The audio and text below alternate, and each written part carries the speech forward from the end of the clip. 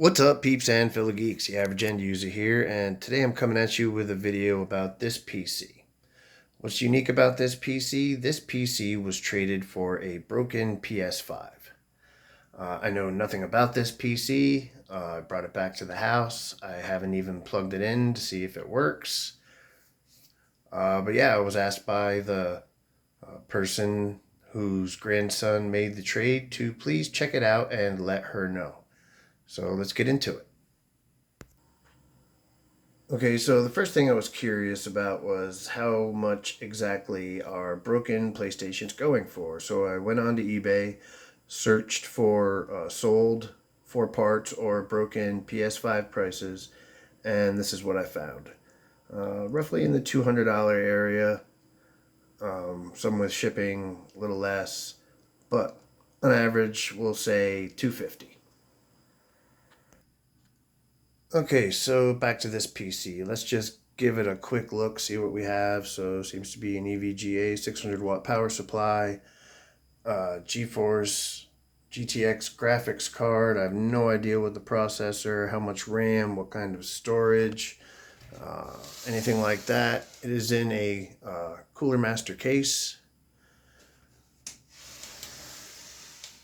And I do see an RGB strip. So let's get this thing hooked up to a monitor, keyboard, and mouse and see if she comes to life. Okay, I've plugged everything in. The power switch has been flipped. Let's hit the power button. Interesting. Maybe I didn't flip the switch. Oh. Oh. Turn the power supply on and the PC immediately booted. Well, maybe not. Fan is spinning up on the CPU. I can hear a mechanical hard drive in the back. Huh. Rear fan does not seem to be working. The oh, something's happening.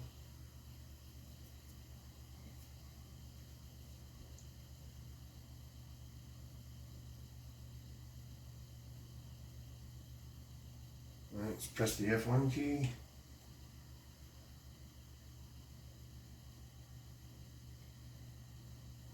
Interesting. So it appears to be working. Okay. Let me double check, make sure there's no sensitive information that is going to be displayed, and I will be right back.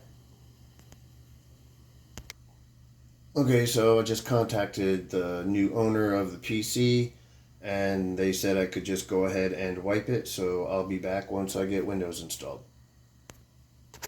Okay, well, before I decided to install Windows, I figured I would take a look at the BIOS. And here we can see that this motherboard used to be in a Dell Optiplex 9010.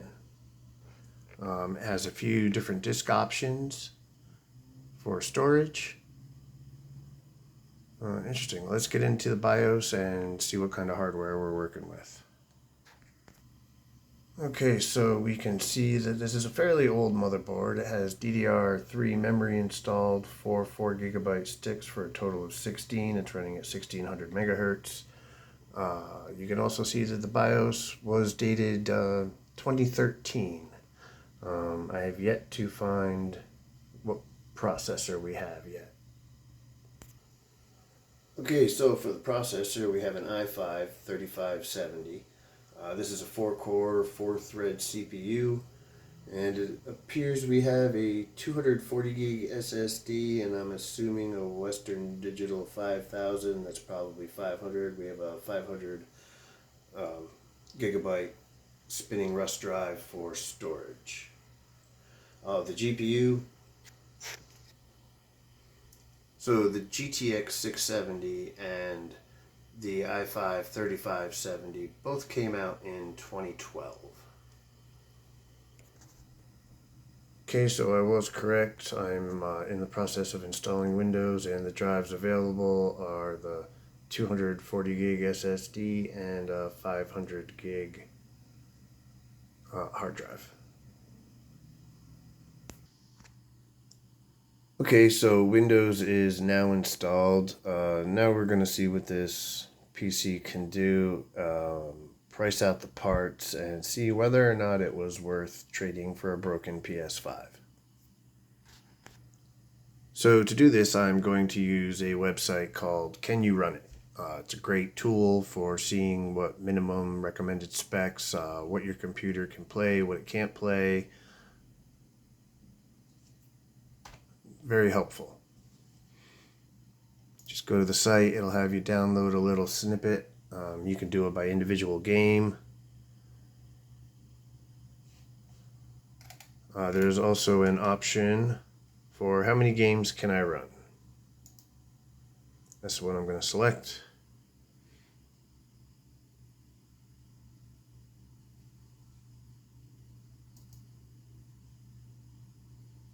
It's gathering data. It's going to download a little detection tool.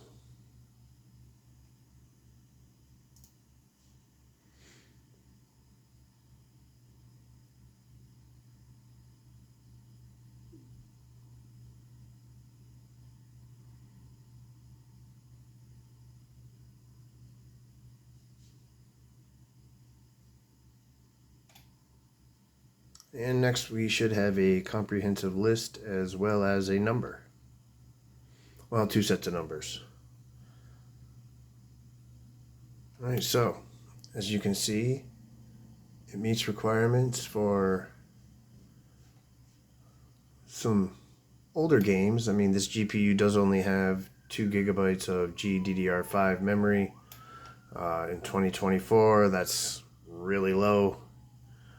But it appears the PC is still capable of playing some games.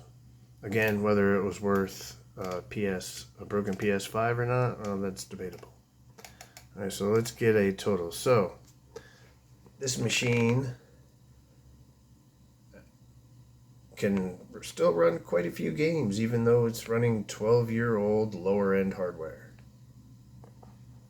Alright, next up I'm going to get a price list together and see if this whole deal was worth it. Okay, so these are the basic prices I came up with for the components, seeing as how, most of them are 12 years old. Give or take a few bucks, maybe as much as 150, but I think 120 is pretty accurate. Plus, not knowing, really about computers, most likely he'd have to have somebody look at it like myself. I mean, I'm not going to charge them, but somebody to rehook the fans back up, figure out why the RGB strip isn't working, or the LED strip, or whatever the case may be.